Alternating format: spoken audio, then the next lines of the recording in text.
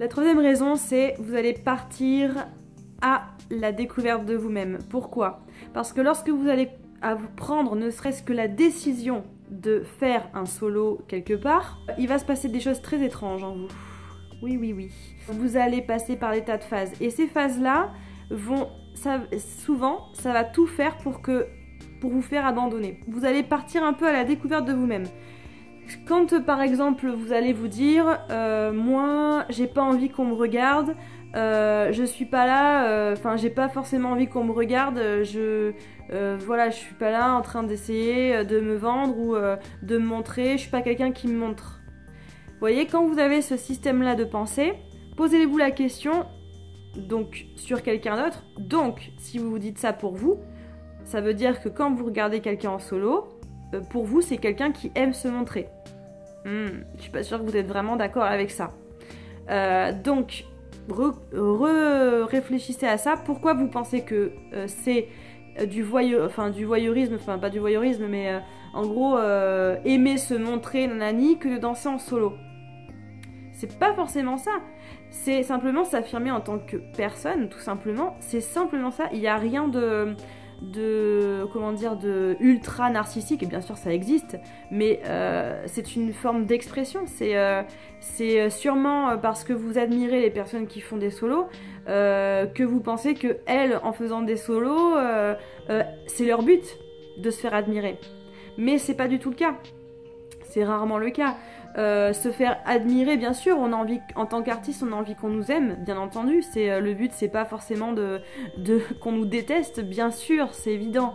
Mais on n'est pas pour autant, les personnes qui font des solos sont pas pour autant des personnes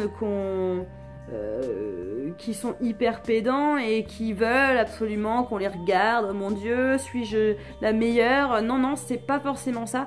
Donc vous voyez, si vous penchez pour ce genre de réflexion, et bien essayez de penser à la vision en fait que vous avez des solistes tout simplement, et du monde artistique et de la scène. Voilà, savoir pourquoi ça vous bloque de faire un solo. Est-ce que c'est la peur du regard des gens? Mais alors dans ces cas-là, allez plus loin sur la réflexion. Vous aimez pas qu'on vous regarde, mais pourquoi vous n'aimez pas qu'on vous regarde? Ça peut être pour tout un tas de raisons. Ça peut être parce que vous aimez pas physiquement. Ça peut être parce que vous pensez que vous êtes ridicule, qu'on va se moquer de vous, donc on va rire de vous. Ça peut être parce que les regards sur vous font limite asphyxier, donc vous avez du mal à respirer, donc ça vous angoisse simplement. C'est parce que vous n'avez simplement pas envie de montrer qui vous êtes et de partager avec les gens. Enfin, il y a des tas de raisons. Mais si vous voulez, il y a des bonnes raisons. Il y a des gens qui n'aiment pas du tout, effectivement, faire de solo. Mais ça, c'est très respectable. Par contre, je pense qu'il y en a beaucoup qui disent qu'ils n'aiment pas faire de solo. Et pourtant, mais c'est plus compliqué que ça. C'est-à-dire qu'il y a un rapport compliqué avec la scène, le public, partager ses émotions.